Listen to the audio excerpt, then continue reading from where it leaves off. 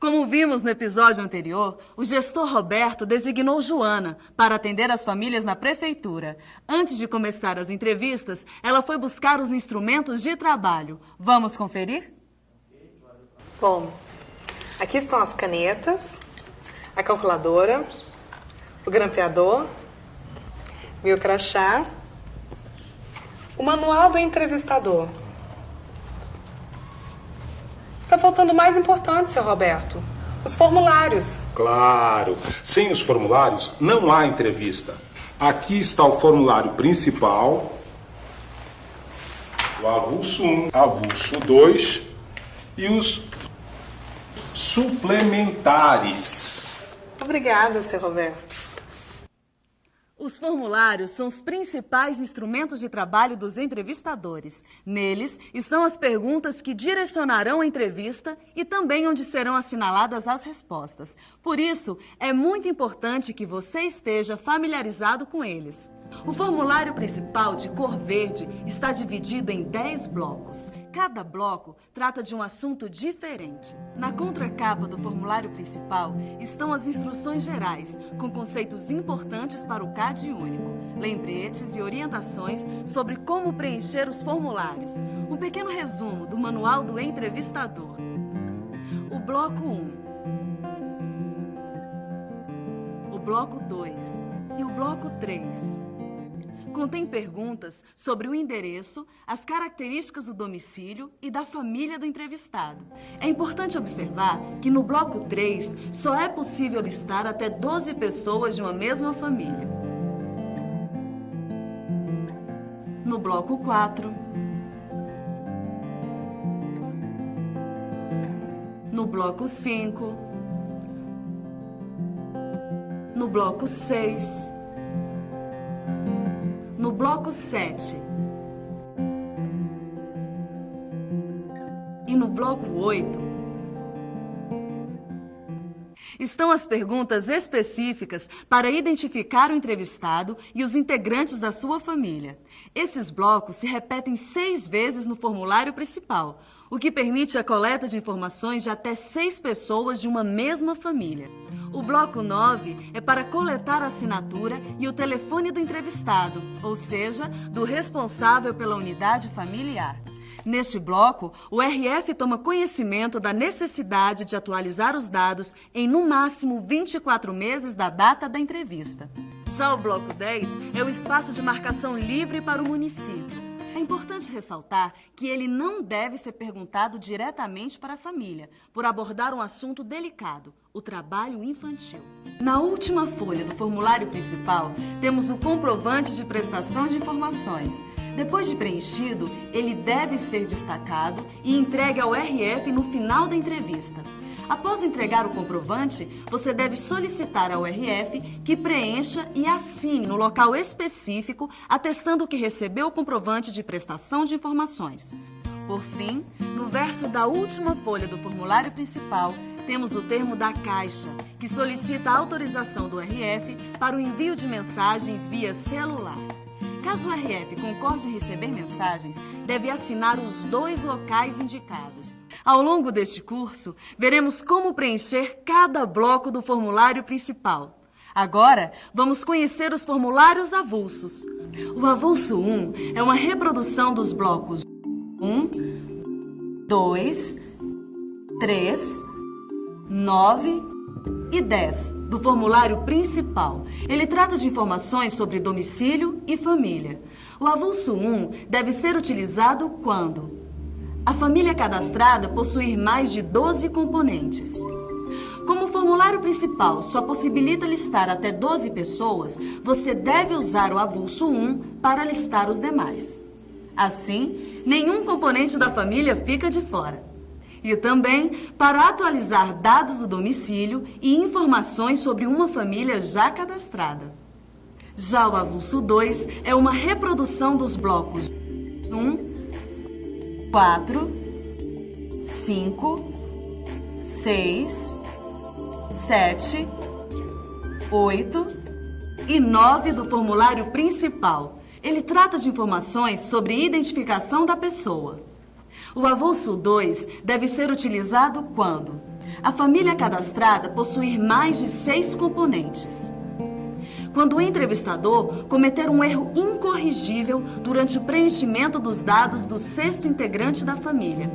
Por exemplo, o entrevistador, por engano, repetiu os dados do 5º integrante da família nos blocos destinados ao 6º. Como no formulário principal só há espaço para cadastrar 6 integrantes de uma mesma família, ele deverá anular os blocos errados e coletar os dados daquela pessoa usando um avulso 2. E também para atualizar os dados dos componentes de uma família já cadastrada. Temos ainda os formulários suplementares. O formulário suplementar 1 busca saber se a família ou um de seus componentes recebe algum benefício de programas ou serviços sociais do governo federal. O suplementar 2 é destinado para coletar informações sobre pessoas em situação de rua. Este formulário deve ser preenchido só para essas pessoas e seguindo as orientações da área de assistência social do município. Caso os formulários avulsos ou suplementares sejam utilizados, eles deverão ser anexados ao formulário principal. Agora que todos os formulários foram apresentados, vamos aprender como preenchê-los? Primeiro, deve-se usar caneta esferográfica preta ou azul. Lembre-se, antes de preencher qualquer quesito, compare as respostas do entrevistado com as opções do formulário para ver se estão de acordo. Os quesitos achurados não devem ser preenchidos.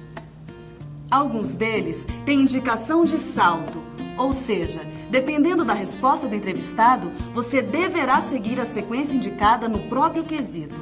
Quando o quesito não tiver salto, você deve continuar a entrevista normalmente. Algumas perguntas pedem a marcação da resposta com um X. Assinale então com um X a quadrícula que corresponde à resposta do entrevistado. Algumas perguntas pedem respostas em números. Preencha conforme o modelo de algarismos no topo das páginas pares, começando sempre da esquerda para a direita, deixando em branco as quadrículas que sobrarem. Atenção!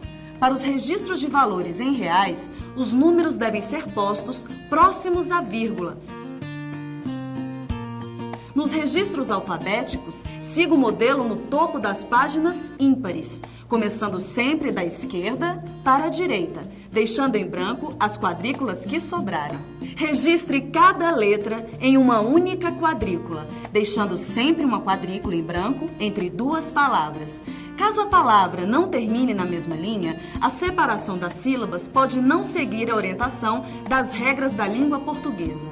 Se o nome do entrevistado tiver acento, deve-se preencher sem o acento. Nunca utilize sinais de pontuação ou acentuação em qualquer campo do formulário.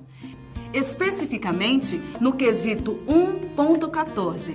As referências numéricas não devem ser escritas por extenso, mesmo os algarismos romanos. Nos demais quesitos com registros alfabéticos, caso haja referências numéricas, o número deve ser escrito conforme documento apresentado pela pessoa. Evite fazer abreviações, mas caso seja necessário, mantenha a primeira e a última palavra, abreviando somente as intermediárias. Se cometer algum erro, nada de pânico. É só fazer 2 traços paralelos sobre a quadrícula se o erro estiver em uma letra ou mais e escrever a letra correta acima da anulada. O mesmo serve para números ou marcações com X. Se quiserem validar uma palavra inteira, 2 riscos horizontais e paralelos. Caso o erro de preenchimento ou outra situação inviabilize o registro nos blocos 1, 2 e 3, anule com 2 traços paralelos todos os blocos e registre as informações em outro formulário principal.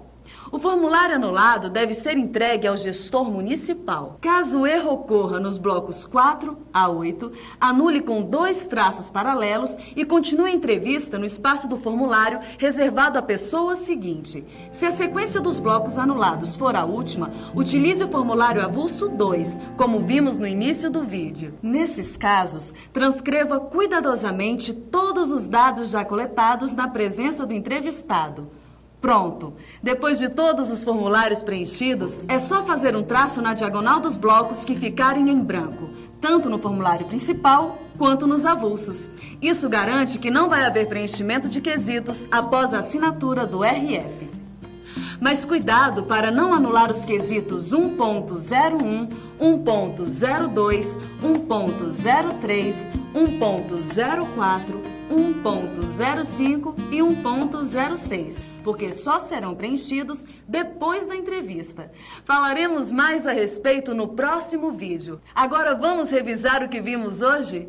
Conhecemos todos os formulários do CadÚnico e quando devemos utilizá-los. O que fazer nos casos de salto, como registrar as informações e o que fazer em casos de erros de preenchimento. Até a próxima aula!